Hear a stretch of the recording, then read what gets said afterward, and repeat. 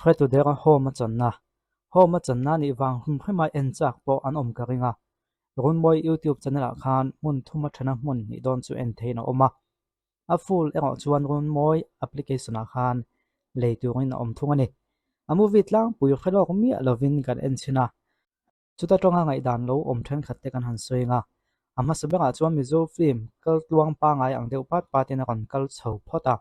da ka chan vezan kha chu a ho trap tin ken tik chuan home te patni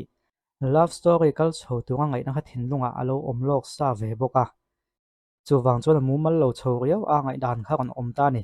Nicholas chu home kha ni ya le abial nu RSP kha an lo ngai zong sa thut ang khana langani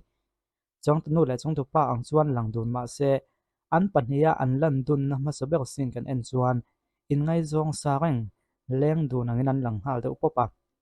mami thenom tlangwal nen son inin zui verio maya ti ang chi han sui mok mu na ang chi kha lem lova an lan dun deuh thu da wang khan ani deuh thu tang khana langa ma se anin ka kha an chung ten an khriat pui mi lo awangin lo soi mok mu wa kha mu via khana rem che lo bok nen ten ho mala kha me chedang amut pui vel thin lai sin kha lo lang ma sa bok sia bial nu mu mal nei lem lo che top ve tak emo kan ti nu deuh loka bial nu pa ngai anei le ang khana ron lang le a ka khamin ti khol hai trap ti mai ni a point panina chuan minute som ni panina homa jacket tila a kong la ya hnu che kha zia enga motak anei zui don nia ngai na khamin pe a ma se zia anei mang kha lang chun zom le ta si lawa chu tle min sin je nei lo angin al langa nge ne ke man kalo man fu lo zok po ani theye chu tiang che chon minute som ni pasaria pa ber mi pakhata ka phlum rengot kha khan homa pa kha mirap thak tak mai ani zia tar lan na ti pak chu story kal line an khanin thun zom na poimo tak langsar takin nei te chiam lo ang khana langa alo omani point ka khe fu tok lo ani lenga ama ko chu ho ma pa kha mi to tak mai ani zia tar lan na na ti an ni akin thung zeptel ota se ho ma pa kha mi to tak ani ti kha alang chiang tok thawin ka khia chuwang chuan sin jenei lutuk lem lo welgo ti buai deuh mai maya chang theyem ti kha chumi thu hla chuan ka han soi lang chaw ni pathumna chuan soi tuangin ani chho deuh nok noka mini sumthum pasore police hon on lan trana tang chi khan full attention ha kam pe thei ta chi ni a story dik tak akon ta chuak tan chi kan ti theng chu love story satli ani lovin crime lampang ani ti kha akon ta lang trana je chu mini somthum vel zan chu englam nge ti chiang taka khelovin min then kual ti na ni chu mini somthum in then kual na na man kha agai kan tiem ha chu mi pui ngai dan ni ro se emo mini somthum vel kha an character build up nan han ti la khami tang khanan mang ni na langa tu te nge an ni ti introduction atan mini somthum kha an mang ti na ni ya mini somthum pasori vel tang chuan an ni na kan kha chiang chho vio wa aron monom chho tan ta vio ga ngani palina chuan da ka khatla minute som pakhat chowa khan an chung kwan do pa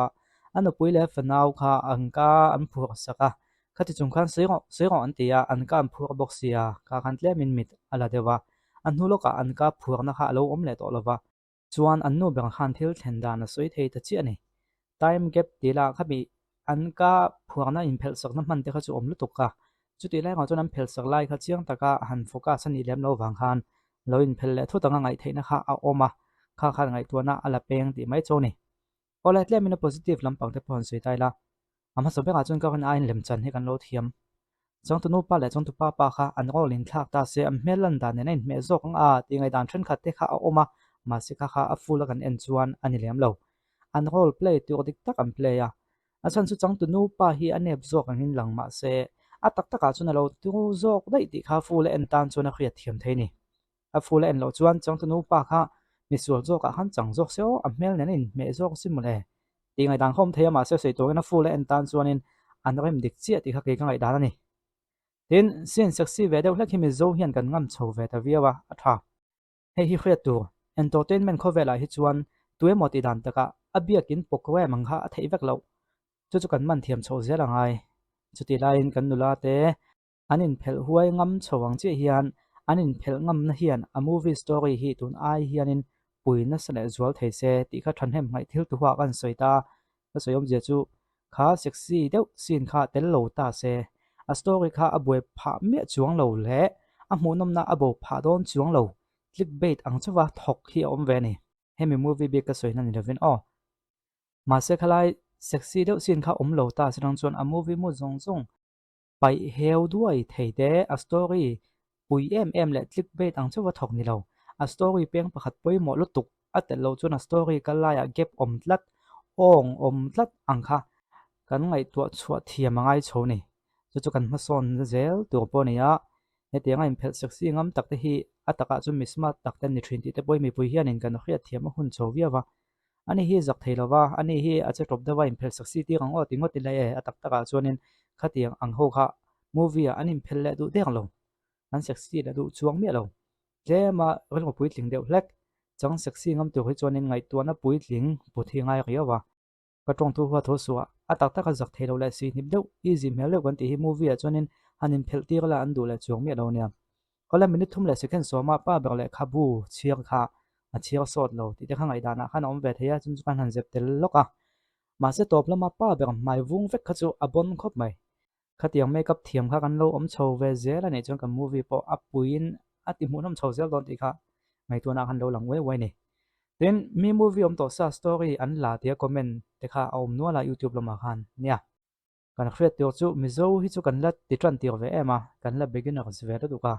mi idea om to sa tanga thon thu zia ne mo script han zia mo po khani se chumi chang chuak le tur po chang kan thei top tak me me hi kan la chu ve le kham kham ani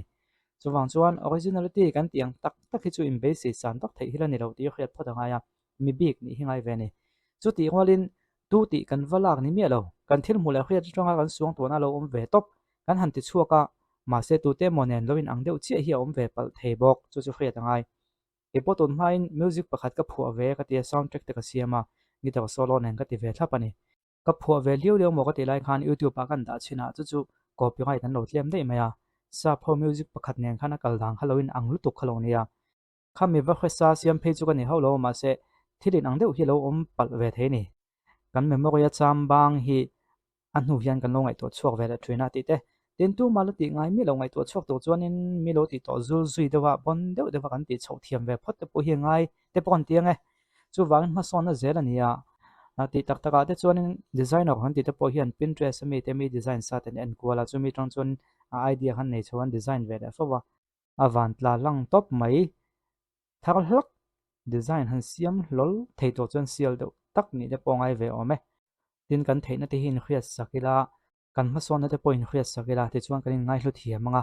kan hlu chho tel tel mai don ani acting hum khem hi chu kan thiam to ti hi ka pom dan ania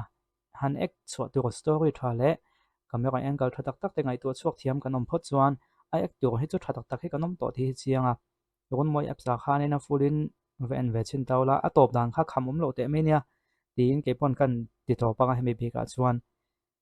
ti ve khang lang la kan la te deuh lai chuanin mizo film ma lai mizo film ma sang hun lai a kha chuanin mizo film kan chuak thak mu nom hi kan ti em zel mai ni a chan chu internet ti vel kan la khengai lem lo wa kan mu chun chun kha a mu nom maya tin cd in mo cd cassette in khopui mi sa film ha kan hawa man choin van de ma film te bros ti te le midang dang khang te kan hawa khang ha kan ena abak chu mizo film kan en le top maya kha ti hun lai kha mizo film kha thing kan in ti sak chiam chiam ngai pu ka khelo social media la om lem lo boka ka ti hun lai khan phone tak ngel po kha alo om me lo nia anei de win landline te kha an kon nei chho le kha mi ma fe khan ani mizo film on chua chho lai kha ti lai ko chuanin mu nom kan tia kan in ngai thu sak vio nia ma tinge tun hu hianin kan in ngai nep tak tlat ni khati hun laia movie chho te kha tun thleng hi chung kan ngai thu zel nia a lem ang khan tun thleng hi kan ngai thu tlat hi mo mak deuh chu tun generation a piang hi kan van duai nge mani in ngai nep na generation a kan piang chawa generation khathan diam le se in ngai thu thiam na generation hi kan in hel chuak lenga chu ti hun chon tuna hin ma kan na son te pok be sei zere